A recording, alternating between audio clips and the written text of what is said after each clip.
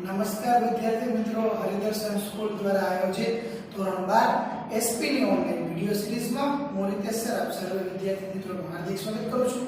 તો મિત્રો આજે આપણે ચેપ્ટર નંબર 2 એટલે કે શેરનું કાયદાકીય હસ્તાંતરણ અને શેરની ફેરબદલી વાળા ચેપ્ટરની અંદર અભ્યાસ કરીશું। છેલ્લે આપણે મિત્રો ક્વેશ્ચન નંબર 2 શેર ફેરબદલીનો અર્થ અને શેર ફેરબદલીના મહત્વ વિશે ચર્ચા કરેલી હતી। તો મિત્રો બીજો એક ક્વેશ્ચન છે કે શેરની ફેરબદલીની દ્રષ્ટિએ પ્રકાર જણાવો। તો શેરના ફેરબદલીની દ્રષ્ટિએ મુખ્ય બે પ્રકાર છે, એક મૂર્ત પ્રકારના શેર અને બીજા અમૂર્ત પ્રકારના શેર। જોઈએ આપણે, એક છે મૂર્ત સ્વરૂપના શેર અને બીજું છે અમૂર્ત સ્વરૂપના શેર। તો મૂર્ત સ્વરૂપના શેર એટલે શું? તો ધોરણ 11 ની અંદર આપણે અભ્યાસ કરેલો હતો, છતાં પણ અત્યારે ફરી પાછું કહું છું કે મૂર્ત સ્વરૂપના શેર એટલે એવા શેર કે જે ફિઝિકલ શેર હોય, જેને બીજા શબ્દોમાં કાગળના દસ્તાવેજી સ્વરૂપના શેર તરીકે આપણે ઓળખીએ તો વધારે સરળતાથી સમજાશે। કે એની અંદર મેં તમને ચર્ચા કરી હતી કે આપણે કંપનીના શેર ખરીદી પૂરેપૂરી રકમ ભરી દઈએ ત્યારે કંપની આપણને એક શેર પ્રમાણપત્ર આપશે। જો ભૂલાઈ ગયું હોય તો અહીંયા ફરી પાછું આપણે કાગળ એટલે દસ્તાવેજના સ્વરૂપમાં શેર પ્રમાણપત્ર જોઈશું। કંપનીનું નામ, કંપનીનું સરનામું, કંપનીની રજિસ્ટર્ડ ઓફિસનું નામ, ત્યારબાદ કયા શેરનો પ્રકાર છે, ઇક્વિટી શેર છે, પ્રેફરન્સ શેર છે એનું નામ હશે, ત્યારબાદ કેટલા શેર છે, શેરની સંખ્યા, ત્યારબાદ એની કિંમત શું છે, શેરની કિંમત, વ્યક્તિનું નામ કે ભાઈ આ વ્યક્તિને આટલા શેર આપેલા છે, તો હારે અહીંયા વ્યક્તિનું નામ પણ લખાયેલું હશે। સાથે સાથે કંપનીનો રાઉન્ડ સ્ટેમ્પ અને સેક્રેટરીની સહી તથા બે ડિરેક્ટરની સહી હોય છે। તો આ એક પ્રકારનો દસ્તાવેજ છે। શું છે? દસ્તાવેજ। આપણે કંપનીના શેર ખરીદ્યા તો એનું આપણી પાસે શું પુરાવો છે કે આપણે કંપનીના શેર ખરીદ્યા, તો એમના માટે એક પ્રમાણપત્ર આપવામાં આવે કે જે કાગળી દસ્તાવેજ સ્વરૂપે છે। તો આવા શેરને મૂર્ત સ્વરૂપના શેર કહેવાય। તો પ્રશ્ન એ થાય કે મૂર્ત સ્વરૂપના શેર છે એનો એક માઈનસ પોઈન્ટ પણ છે। શું છે? તો આવા જે દસ્તાવેજી શેર ચોરાઈ જાય, ખોવાઈ જાય, સળગી જાય, પલળી જાય ત્યારે વ્યક્તિને નુકસાન થાય છે। ચોરાઈ જાય, પલળી જાય, આગમાં સળગી જાય, બરોબર, આવા કોઈ પણ સંજોગોની અંદર વ્યક્તિને નુકસાન થાય છે। તો એટલા માટે મિત્રો આ મૂર્ત સ્વરૂપના શેરની સરખામણી આપણે બીજી એક રીતે કરવી હોય તો આપણે નાણાં સાથે કરી શકીએ। એક્ઝામ્પલ તરીકે 500 ની નોટ, 2000 ની નોટ, રાઈટ? તો આ નોટોની અંદર પણ એક ભય હોય, આ રૂપિયામાં પણ એક ભય હોય, કેવો? ચોરાઈ જવાનો, ખોવાઈ જવાનો, સળગી જવાનો, પલળી જવાનો જે ભય જોવા મળે છે। તો આમાં પણ સેમ વસ્તુ છે। તો બીજો એક નાણાંનો પ્રકાર છે જેને આપણે બેંકની અંદર નાણાં જમા કરીએ છીએ। એટલે બેંકની અંદર સિક્યુરિટી છે, નાણાં ખોવાય નહીં, ચોરાય નહીં, સળગે નહીં, પલળે નહીં, રાઈટ? તો આ પ્રકાર તમે જોવો છો। એવી જ રીતે મિત્રો બેંકના આ પ્રકારની જેમ અમૂર્ત સ્વરૂપના શેર, તો અમૂર્ત સ્વરૂપના શેર એટલે શું? તો આપણે આની પહેલા આગળના લેક્ચરોની અંદર અને શાળા જ્યારે ચાલુ હતી ત્યારે બીજી પણ ચર્ચા કરી હતી ડીમેટ એકાઉન્ટની। તો ડીમેટ એકાઉન્ટ બેંકની અંદર જેમ સેવિંગ એકાઉન્ટ હોય, જેમ કરંટ એકાઉન્ટ હોય, એવી રીતે શેરને સાચવવા માટે એક એકાઉન્ટ ખોલવામાં આવે જેને ડીમેટ એકાઉન્ટ તરીકે ઓળખવામાં આવે છે। આ એકાઉન્ટની અંદર જે તમારા શેર જમા હશે, બરાબર, એ શેરની અંદર એક સૌથી પહેલો ફાયદો થશે કે ખોવાઈ જવાનો, ચોરાઈ જવાનો કે નાશ પામવાનો ભય રહેશે નહીં। તો હવે આ બધી માહિતી હવે અત્યારે બોર્ડે જે 30% કોર્સ કાપી નાખ્યો છે એની અંદર આ માહિતી રહી ગઈ છે। આ પ્રશ્ન એટલા માટે હું તમને ભણાવતો નથી, પણ સમજવું બહુ જ જરૂરી છે। આ પ્રશ્ન ઉપરથી જ આગળના પ્રશ્નો સમજી શકાય। તો એ મુદ્દો એવો હતો મૂર્ત સ્વરૂપના શેર અને અમૂર્ત સ્વરૂપના શેર, રેડી? તો શેરની ફેરબદલીની દ્રષ્ટિએ શેરના મુખ્ય બે પ્રકાર છે, મૂર્ત સ્વરૂપના શેર અને અમૂર્ત સ્વરૂપના શેર। તો મિત્રો આજે આપણે ક્વેશ્ચન નંબર 2 ની શરૂઆત કરીએ, જેનું નામ છે મૂર્ત સ્વરૂપના શેરની ફેરબદલીની વિધિ સમજાવો। ચેપ્ટર નંબર 2 નું નામ છે કે શેરની ફેરબદલી અને તેનું કાયદાકીય હસ્તાંતરણ। તો કાયદાકીય હસ્તાંતરણ કોને કહેવાય એ આપણે આના આગળના લેક્ચરની અંદર એટલે કે શેર ફેરબદલીનો અર્થ અને તેના મહત્વવાળા પ્રશ્નની અંદર કાયદાકીય હસ્તાંતરણ શું છે એના વિશે થોડી ઘણી ચર્ચા કરેલી હતી। તો આજે આપણે ફેરબદલી વિશે માહિતી મેળવીશું। તો પ્રશ્ન આવો છે મૂર્ત સ્વરૂપના શેરની ફેરબદલીની વિધિ સમજાવો। હવે આ પ્રશ્ન બીજી બે અલગ અલગ રીતથી પણ પૂછી શકાય છે। કઈ કઈ કહેવાય? તો એક આવો ક્વેશ્ચન બને છે સંપૂર્ણ પૂરેપૂરો આપણી પાસે 500 શેર હોય અને 500 એ 500 શેર આપણે અન્ય કોઈ વ્યક્તિને આપી દઈએ, બીજા કોઈ વ્યક્તિને આપણે વેચી દઈએ, તો એવી ફેરબદલીને કેવી કહેવાય? સંપૂર્ણ શેરની ફેરબદલીની વિધિ. અથવા તો એવું છે કે આપણી પાસે 500 શેર છે, એમાંના 200 શેર આપણે કોઈ વ્યક્તિને વેચી દઈએ અને 300 શેર આપણે પોતાની પાસે રાખીએ, તો આવી જે શેરની ફેરબદલી અડધા અંશક અથવા તો આપણે બીજા એક નામ તરીકે ઓળખી શકાય આંશિક શેરની ફેરબદલીની વિધિ સમજાવો. ટોટલ 3 ક્વેશ્ચન પૂછી શકાય, જવાબ એક જ આવશે. મૂર્ત સ્વરૂપના શેર ફેરબદલીની વિધિ, અથવા તો સંપૂર્ણ શેરની ફેરબદલીની વિધિ, અથવા તો આંશિક સ્વરૂપના શેરની ફેરબદલીની વિધિ. 3 પ્રશ્નો યાદ રાખવા પડશે, જવાબ એક જ આવશે. માઇનોર તફાવત છે એ પ્રશ્નમાં સાથે સાથે કહેતો રહેશે. હવે આપણે જોઈએ સંપૂર્ણ શેરની ફેરબદલી. આ ક્વેશ્ચન પૂછાય તો જવાબ આપણે કેવી રીતે લખવાનો? તો પહેલી વાત એ છે કે આ વિધિ હોવાના કારણે વિધિ પ્રક્રિયા કે તબક્કા હશે ત્યારે મુદ્દાઓ આપણે હંમેશા ક્રમ અનુસાર લખવા પડશે, રાઈટ? તો હવે આપણે આગળ જોઈએ તો સંપૂર્ણ શેરની ફેરબદલીની વિધિ. તો જોઈએ પહેલા આપણે એનો અર્થ. જો શેર પ્રમાણપત્ર સમજાશે તો જ આપણને આખો પ્રશ્ન સમજવામાં સરળતા રહેશે. કારણ કે મૂર્ત સ્વરૂપના શેર, કાગળી દસ્તાવેજી સ્વરૂપના શેર અથવા તો ફિઝિકલ શેર વિશે આપણે અહીંયા ચર્ચા કરવાની છે. તો ખાસ મિત્રો શેર પ્રમાણપત્ર વાળું તો સમજી લો. સંપૂર્ણ શેરની ફેરબદલીની વિધિ. તો જ્યારે શેરધારક પોતાના તમામ શેર અન્ય વ્યક્તિની તરફેણમાં જતા કરે તેને સંપૂર્ણ શેરની ફેરબદલી કહેવાય છે. ખૂબ જ સરળ વ્યાખ્યા છે કે જ્યારે કોઈ વ્યક્તિ અથવા તો જ્યારે કોઈ શેરધારક પોતાના તમામ શેર અન્ય કોઈ વ્યક્તિની તરફેણમાં જતા કરે એટલે કે બીજા કોઈ વ્યક્તિને આ શેર વેચી દે, તો આમના માટે શેર ફેરબદલીની જે વિધિ કરવી પડે એને સંપૂર્ણ શેરની ફેરબદલીની વિધિ કહે છે. હવે આવું થાય કે ભાઈ ફેરબદલી શેરની કેવી રીતે થાય?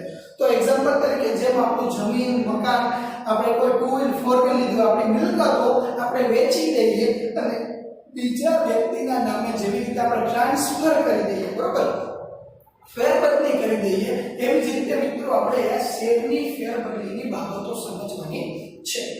તો સંપૂર્ણ શેરની ફેરબદલી વાળો ક્વેશ્ચન પૂછાય ત્યારે આપણે આ અર્થ લખવું પડશે અને સાથે સાથે આ નવે નવ મુદ્દાઓ સમજાવવા પડશે. ક્વેશ્ચન એવો પૂછાય કે આંશિક શેરની ફેરબદલીની વિધિ સમજાવો, તો પણ આ નવે નવ મુદ્દા લખવા પડશે, પણ એનો અલગથી એક અર્થ લખવો પડશે. પણ તમને એમ થાય કે ખાલી આવું પૂછે તો મૂર્ત સ્વરૂપના શેરની ફેરબદલીની વિધિ સમજાવો, તો મિત્રો એક પણ અર્થ લખવાની જરૂરિયાત નથી. ડાયરેક્ટ નવે નવ મુદ્દાઓ આપણે સમજાવવાના રહેશે. ફરી એક વખત કહું છું, પ્રશ્ન 3 રીતે પૂછાય. મૂર્ત સ્વરૂપના શેર ફેરબદલીની વિધિ કીએ તો વિધિના નવે નવ મુદ્દાઓના નામ અને દરેક મુદ્દા સવિસ્તૃત સમજાવવા પડશે 4 માર્કના ક્વેશ્ચનમાં. પ્રશ્ન આમ પૂછાય કે સંપૂર્ણ શેરની ફેરબદલીની વિધિ સમજાવો, તો એક માત્ર એનો અર્થ અને નવે નવ મુદ્દા કન્ટિન્યુ. ક્વેશ્ચન એવો પૂછાય કે આંશિક શેરની ફેરબદલીની વિધિ, તો એનો આ અર્થ અને નવે નવ મુદ્દા કન્ટિન્યુ. આવી રીતે આપણે આખો પ્રશ્ન સમજવાનો છે. 3 પ્રશ્નોમાંથી એક પ્રશ્ન મિસને ટેક્સ્ટબુકમાં આવી રીતે જ આપેલું છે. 3 ક્વેશ્ચનમાંથી એક ક્વેશ્ચન કોઈ પણ રીતે પૂછી શકાય, જવાબ તો એક જ આવશે, બરાબર? તો જોઈએ હવે આપણે આંશિક શેરની ફેરબદલીની વ્યાખ્યા. તો જ્યારે કોઈ શેર હોલ્ડર પોતાના બધા જ શેર એટલે કે એમની પાસે જેટલા શેર છે એ બધા શેર પૈકી થોડાક શેર, બધા શેર નથી આપતા, કેવા થોડાક શેર, જેને બીજા શબ્દોમાં આંશિક શેર કહેવાય. આપણે પહેલા જ એક્ઝામ્પલ લીધું કે મારી પાસે 500 શેર છે, એમાં 200 શેર હું તમને આપી દઉં અને 300 શેર મારી પાસે રાખું, તો તમને જે 200 શેર આપ્યા એની ફેરબદલીની જે વિધિ છે એને કહીશું આપણે આંશિક શેરની ફેરબદલીની વિધિ. તો જો કોઈ શેર હોલ્ડર પોતાના બધા જ શેર પૈકી થોડાક શેર અન્ય વ્યક્તિને વહેંચવા માંગે તેવી શેર ફેરબદલીને મિત્રો આંશિક શેર ફેરબદલી કહેવામાં આવે છે. પોતાના તમામ શેર પૈકી થોડા ઘણા શેર અન્ય વ્યક્તિને વહેંચવા માંગતો હોય તો તેવી શેર ફેરબદલીની પ્રક્રિયાને આંશિક શેર ફેરબદલી કહે છે. જોઈએ આગળ માહિતી. તો આંશિક શેર ફેરબદલીમાં મૂળ શેર હોલ્ડર શેરનું વિભાજન કરવા માટે શેર પ્રમાણપત્ર કંપનીની રજિસ્ટર્ડ ઓફિસે મોકલે છે. રજિસ્ટર્ડ ઓફિસ, મિત્રો ખાસ શબ્દ ઉપર ધ્યાન આપજો. રજિસ્ટર્ડ ઓફિસ એટલે કંપનીની મુખ્ય શાખા અથવા તો મેઇન બ્રાન્ચ. આપણે આ શબ્દ 11મા ધોરણમાં આ શબ્દ વિશે બહુ ચર્ચા કરી હતી કે રજિસ્ટર્ડ ઓફિસ એટલે મુખ્ય શાખા કંપનીની મેઇન બ્રાન્ચ.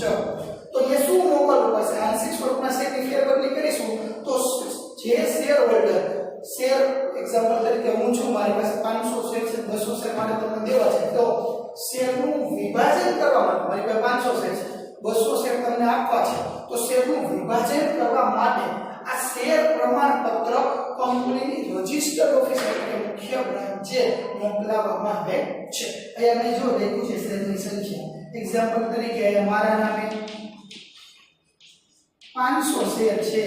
આ શેર પ્રમાણપત્રમાં ચેન્જીસ થાય ને મારે ચેન્જીસ કરવા હોય તો કંપનીની મુખ્ય શાખાએ આ શેર પ્રમાણપત્ર મોકલવું પડે. અને ત્યારબાદ નવું શેર પ્રમાણપત્ર બને એમાં 300 શેર મારા નામે હોય અને 200 શેર તમારા નામે હોય, રાઈટ? તો આવી રીતે આંશિક શેરની ફેરબદલી વાળો મુદ્દો આપણે સમજીશું. માત્ર વ્યાખ્યા અને આ વિગત લખવાની છે. હવે આપણે નવા મુદ્દા એક સાથે સરળ મુદ્દાઓ છે બધા આપણે સમજીશું. પહેલા બધા મુદ્દાના નામ જોઈ લઈએ, બરોબર? તો પેલું છે આ જ્યારે ફેરબદલી કરવામાં આવે, જો તમે ક્યાંક સાંભળ્યું હોય જમીન મકાનની ફેરબદલી કરવાની હોય તો આપણે એના દસ્તાવેજો એકબીજાના નામે કરવાના. એવી જ રીતે આપણે 2 વ્હીલ 4 વ્હીલ બીજા કોઈ વ્યક્તિના નામે ટ્રાન્સફર કરવાનું તો એમાં એક ફોર્મ આવે જેનું નામ છે ટીટીઓ ફોર્મ. તો ટીટીઓ ફોર્મમાં આપણે સહી કરી દઈએ એટલે આપણી ગાડી બીજા વ્યક્તિના નામે થઈ જાય. તો અહીંયા મિત્રો એવી રીતે સ્પેશિયલ શેર ફેરબદલી ફોર્મ આવશે. કયું ફોર્મ આવશે? શેર ફેરબદલી માટેનું ફોર્મ. તો શેર ફેરબદલી ફોર્મ નોંધાવો પહેલો મુદ્દો છે. બીજો મુદ્દો શેર ફેરબદલી ફોર્મમાં વિગતો ભરવી. ફોર્મ મળી ગયા પછી શું કરશું? આપણે એમાં વિગતો બધી ભરીશું. ત્રીજો મુદ્દો શેર ફેરબદલી ફોર્મ અને શેર પ્રમાણપત્ર કંપનીને મોકલવા. એટલે કે એક આ પ્રમાણપત્ર બીજા વ્યક્તિના નામે શેર ટ્રાન્સફર કરતા હોય તો એ બીજા વ્યક્તિનું નામ લખવા માટે આપણે કંપનીને શેર પ્રમાણપત્ર આપવું પડશે. તો શેર પ્રમાણપત્ર અને સાથે સાથે શેર ફેરબદલી માટેનું ફોર્મ બે દસ્તાવેજો આપણે કંપનીને મોકલવા પડશે. ત્રીજો ફોર્મ મોકલવાની પહોંચે. હવે આપણે ફોર્મ મોકલ્યું તો આપણી પાસે પુરાવો શું છે? તો એમના માટેની એક આપણે રજિસ્ટર્ડ ઓફિસમાંથી જે પોસ્ટ દ્વારા આપણે ફોર્મને મોકલીએ તો એ એક પહોંચ આપણે મેળવવી જોઈએ. ત્યાર પછીનો પાંચમો મુદ્દો છે શેર ફેરબદલી અંગેની જાણ નોટિસ દ્વારા કરવી. જો કોઈ વ્યક્તિને આ શેરની ફેરબદલી અંગે જો કોઈ વાંધા અરજી હોય તો એને કંપનીને 14 દિવસમાં જાણ કરવી પડે. તો કંપની એક આવી નોટિસ મોકલશે. ત્યાર પછી છઠ્ઠો મુદ્દો છે શેર ફેરબદલી પત્રકમાં નોંધ કરવી. શેર ફેરબદલી પત્રકનું શું હશે? તો જે નવો શેર ખરીદનાર વ્યક્તિ હશે એનું નામ એડ કરવામાં આવશે અને જે વ્યક્તિના શેર અત્યારે હાલમાં હશે એનું નામ એટલે કે શેર વેચનારનું નામ રદ કરવામાં આવશે. તો આવો શેર ફેરબદલી પત્રકમાં નોંધ કરશે. ત્યાર પછીનો મુદ્દો છે શેર ફેરબદલીની મંજૂરી અંગેનો ઠરાવ પસાર કરવો. હંમેશા મિત્રો ધંધાકીય એકમની અંદર યા કંપનીની અંદર કોઈ પણ પ્રકારના કાર્ય કરવા માટે સેક્રેટરીએ કંપનીના સંચાલકો સાથે એક ઠરાવ પસાર કરવો પડશે. સંચાલકો જ્યાં સુધી ઠરાવ પસાર ન કરે ત્યાં સુધી શેર ફેરબદલી થશે નહીં. કેવી શેર ફેરબદલીમાં? તો એ શબ્દ છે મૂર્ત સ્વરૂપની શેર ફેરબદલીમાં. તો શેર ફેરબદલીની મંજૂરી અંગેનો ઠરાવ પસાર કરવો.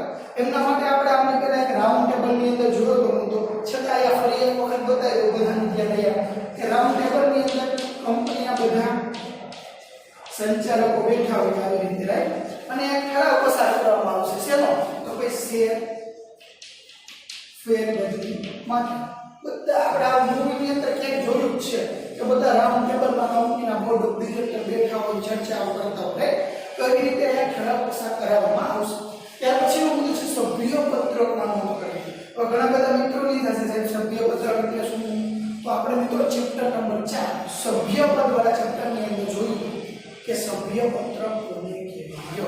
તો ફરી પાછો એક વખત યાદ અને દર્શાવી દેવું કે સભ્ય પત્રક કોને કહેવાય. તો સભ્ય પત્રકમાં જે વ્યક્તિએ કંપનીના શેર ખરીદેલા હોય અથવા જે વ્યક્તિએ કંપનીમાં સભ્ય થવા માટે લેખિત સંમતિ આપી હોય એવા વ્યક્તિઓના નામ કંપનીના સભ્ય પત્રકમાં જોવા મળે છે.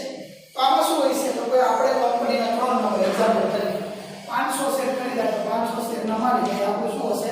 બાજુમાં નામ. તો આવી રીતે મિત્રો સભ્ય પત્રકમાં નવા જે શેર ખરીદનાર વ્યક્તિ છે એનું નામ ઉમેરવામાં આવશે, જૂના વ્યક્તિનું નામ એટલે કે શેર વેચનાર વ્યક્તિનું નામ રદ કરવામાં આવશે. તો છેલ્લો મુદ્દો, હવે નવા વ્યક્તિએ શેર ખરીદ્યા એને કંઈક મળવું જોઈએ ને, આપણે જૂના વ્યક્તિને શું આપ્યું શેર પ્રમાણપત્ર. તો હવે જે નવો શેર ખરીદનાર વ્યક્તિ છે એટલે કે નવા શેર ધારકને શેર પ્રમાણપત્ર નવા શેર ધારકને મોકલવાનું. તો મિત્રો આવી રીતે આપણે શેર ફેરબદલીની વિધિ જોવાની છે. ફરી બધા મુદ્દાઓના નામ એકી સાથે કહું છું. પહેલું છે શેર ફેરબદલી ફોર્મ નોંધાવવું, બીજો મુદ્દો શેર ફેરબદલી ફોર્મમાં વિગતો ભરવી, ત્રીજો મુદ્દો શેર ફેરબદલી ફોર્મ અને શેર પ્રમાણપત્ર કંપનીને મોકલવા, ચોથો મુદ્દો મોકલ્યા છે આપણે એની શું લઈશું શેર મોકલ્યાની પહોંચ મેળવવી. પહોંચે મળી ગઈ તો હવે શેર ફેરબદલી અંગેની જાણ નોટિસ દ્વારા કરવી. ત્યાર પછી છઠ્ઠો મુદ્દો છે શેર ફેરબદલી પત્રકમાં નોંધ કરવી. ત્યારબાદ સાતમો મુદ્દો છે શેર ફેરબદલીની મંજૂરી અંગેનો ઠરાવ પસાર કરાવવો. ત્યારબાદ આઠમો મુદ્દો છે સભ્ય પત્રકમાં નોંધ કરવી. નવમો મુદ્દો અને છેલ્લો મુદ્દો એટલે કે નવા શેર હોલ્ડરને શેર પ્રમાણપત્ર મોકલવા. તો મિત્રો આ પ્રશ્ન 4 માર્કમાં પૂછી શકાય એવો છે ને આઈએમપી ક્વેશ્ચન છે. એવો એટલા માટે છે કે એસપી ના કોર્સમાં ઘણા બધા મોટા ક્વેશ્ચન કોર્સમાંથી કાઢી નાખ્યા. એટલે હવે આપણી પાસે અમુક સિલેક્ટેડ ખૂબ જ ઓછા એવા ક્વેશ્ચન છે કે જે 4 માર્કની અંદર આપણને એક્ઝામમાં પૂછાય. તો એમાંનો એક મહત્વનો ક્વેશ્ચન એટલે મુક્ત સ્વરૂપના શેર ફેરબદલીની વિધિ અથવા તો સંપૂર્ણ શેરની ફેરબદલીની વિધિ અથવા તો આંશિક શેરની ફેરબદલીની વિધિ. તો હવે આપણે મિત્રો મુદ્દા નંબર 1 શેર ફેરબદલીનું ફોર્મ નોંધવું આ મુદ્દો સમજીશું. શેર ફેરબદલી કરનારે શેર ફેરબદલીનું ફોર્મ મેળવવું પડે છે અને તેના પર રજિસ્ટ્રારનો સિક્કો અને તારીખ નખાવવી પડે છે. હવે આ પ્રક્રિયા જૂના સમયની અંદર થતી હતી, હાલના સમયમાં આવી પ્રક્રિયા થતી નથી, પરંતુ આ વિધિ આપણે સમજવી પડે એવી છે. તો શેર ફેરબદલી ફોર્મ મેળવવા માટે આપણે કંપની રજિસ્ટ્રાર પાસે જવું પડે અને કંપની રજિસ્ટ્રાર એમાં સિક્કો અને તારીખ આપણને નાખી દે છે. તો ત્યારબાદ આપણને ફોર્મ આપે છે, ફોર્મમાં સિક્કો મારી દેશે અને તારીખ લખી દેશે, બરાબર. પછી આપણે શેર ફેરબદલીનું કાર્ય કરી શકીશું. જોઈએ મુદ્દા નંબર 2 શેર ફેરબદલી ફોર્મમાં વિગતો ભરવી. હવે આપણે કંપની રજિસ્ટર પાસે ગયા, એમની પાસે આપણે શેર ફેરબદલી ફોર્મ માંગ્યું અને સિક્કો અને તારીખ નાખીને આપણને ફોર્મ આપી દીધું. હવે શું કરીશું તો હવે આપણે એની અંદર વિગતો ભરીશું. કઈ વિગતો? શેર ફેરબદલી ફોર્મમાં શેર વેચનાર અને ખરીદનાર બંનેની સંપૂર્ણ વિગત. કેવી વિગતો? તો જોઈએ આપણે બંનેનું નામ, ખરીદનાર અને વેચનારનું નામ, બેનું સરનામું, પછી કઈ કંપનીના શેર આપણે વેચવા છે તો કંપનીનું નામ, પછી તો શેરનો પ્રકાર, ત્યારબાદ શેર પ્રમાણપત્રના નંબર. આ જે શેર પ્રમાણપત્ર છે એમાં એક યુનિક નંબર હોય કે જે માત્ર એક જ વ્યક્તિ પાસે હોય, એક પ્રમાણપત્રમાં એક જ નંબર હોય, આપણા આધાર કાર્ડની જેમ, બરાબર. તો અહીંયા જે શેર પ્રમાણપત્ર નંબર છે એ શેર પ્રમાણપત્ર નંબર આપણે કેમાં ભરવા પડશે? શેર ફેરબદલી ફોર્મમાં ભરવા પડશે. ત્યારબાદ કિંમત કે ભાઈ કેટલા રૂપિયામાં શેર વેચ્યા અથવા તો ખરીદ્યા, તો વગેરે વિગતો ભરવાની હોય છે. હવે જો અહીંથી એક બે વાક્યનો ક્વેશ્ચન પૂછાય છે આવો કે શેર ફેરબદલી ફોર્મમાં કઈ વિગતો ભરવાની હોય છે, તો શેર ફેરબદલી ફોર્મમાં ખરીદનાર અને વેચનારનું નામ, સરનામું, કંપનીનું નામ, ત્યારબાદ શેરનો પ્રકાર, શેર પ્રમાણપત્ર નંબર અને કિંમત વગેરે વિગતો શેર ફેરબદલી ફોર્મમાં ભરવાની હોય છે.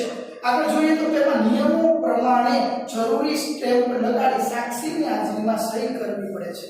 આ મુદ્દો એવો સ્ટેમ્પ એટલે બરાબર. તો આ જે શેર કે ડિબેન્ચર છે એ આપણી એક પ્રકારની મિલકતો છે.